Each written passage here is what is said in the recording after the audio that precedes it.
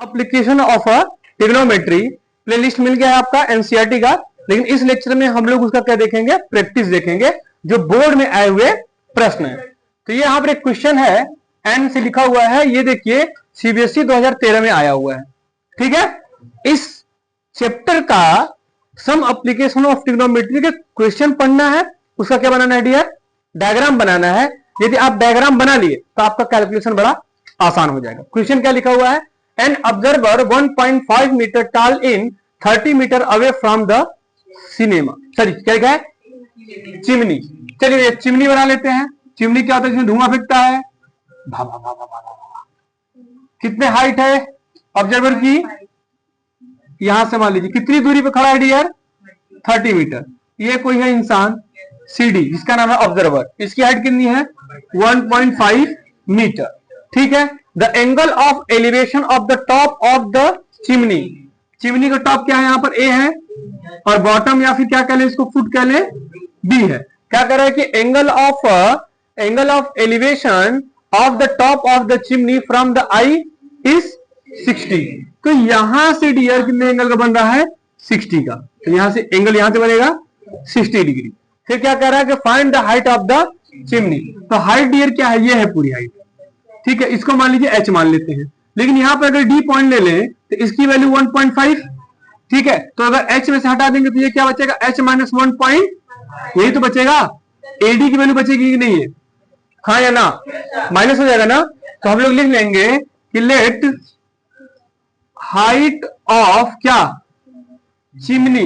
ठीक है, height of, spelling गलत है, CHIMNEY equal to h। Clear है।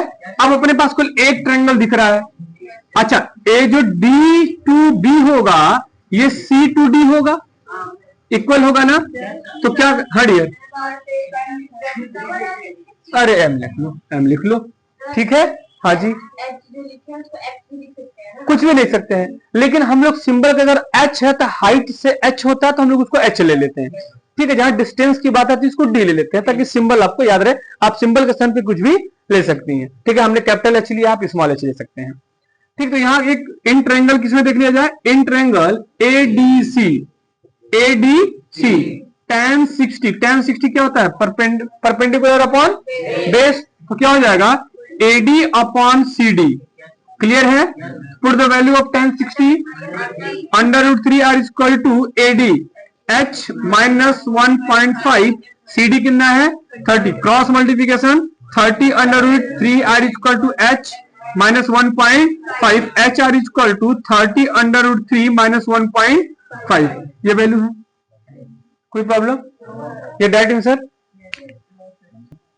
ठीक है डियर, यहाँ क्लियर है। यहाँ देखिए इस साइड अगर होगा तो साइड यहाँ पर प्लस होगा, माइनस नहीं हो क्या होगा, प्लस होगा। ठीक है, और √3 की वैल्यू रख लेंगे।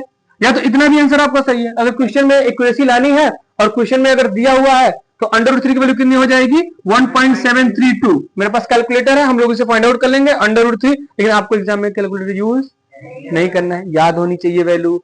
√3 की वैल्यू कितनी हो जाएगी 1.732, √2 की वैल्यू कितनी होती है 1.414। ये वैल्यू कुछ याद होनी चाहिए। ठीक है, तो यहाँ पर अगर वैल्यू रखेंगे तो हम लोग मल्टीप्लाई कर लेंगे यहाँ पर 30 इंटू 1.732 प्लस 1.5। तो हम लोग मल्टीप्लाई कर लेते हैं 30 इंटू 1.732 प्लस 1.5। तो आंसर जो आ रहा है 53.46। ये क्या हो जाएगा इसमें, मीटर में। कोई दिक्कत डियर?